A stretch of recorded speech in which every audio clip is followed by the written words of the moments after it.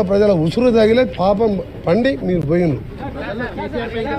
ఎంతసేపు తిట్టిపిస్తారని ఆయన మనకి తిడితే కూడా టైం వేస్ట్ కదా. మళ్ళీ ఇప్పుడు తిడితే మళ్ళీ పోయి ప్రెస్ చేసుకోవాలి.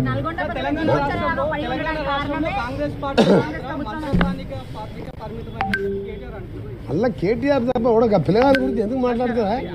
నేను ఎప్పుడు 3వ ఎమ్మెల్యే అయినప్పుడు రాజకీయాలకు వచ్చిండు. దాని గురించి నేను మాట్లాడాలా? మీరు ఆలోచన పెట్టండి. కేసీఆర్ నేను ఫ్లోరైడ్ కోసం 12 రోజులు చచ్చిపోతూ ఉంటుంటే జయశంకర్ ఉన్న వీడియోస్ ఉన్నాయి. వరంగల్కి వెళ్ళి బస్సులు వచ్చి జయశంకర్ నా దగ్గర కూర్చున్నాడు. నువ్వు ఒక్క ఎమ్మెల్యేనే నల్గొండ కోసం ఎమ్మెల్యే పదవి ఉండి ఇవాళ ప్రాణాలు తెగి చేస్తావు అని బస్సులు వచ్చేది. అప్పుడు ఈయన డిప్యూటీ స్పీకర్గా బుల్లెట్ ప్రూఫ్ కార్లో తిరుగుతున్నాడు. తారనాగర్ అధికార బంగ్లాలు ఉన్నాడు.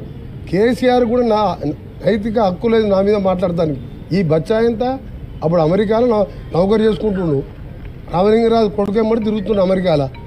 ఆయన గురించి గడుకోసారి కేటీఆర్ ఏముంది ఆ కేటీఆర్ దగ్గర? ఫార్ములా రేస్ ఉంది, 1,00,000 కోట్లు ఆస్తుంది.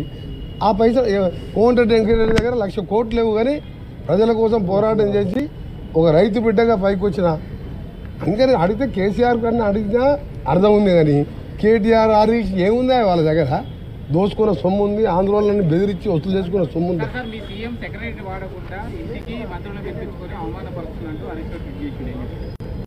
మళ్ళీ హరీష్ రావంటారు మీకు. దానికి డిప్యూటీ లీడర్ ఉంటాడు. బీఆర్ఎస్ ఎల్పీనో టీఆర్ఎస్ ఎల్పీనో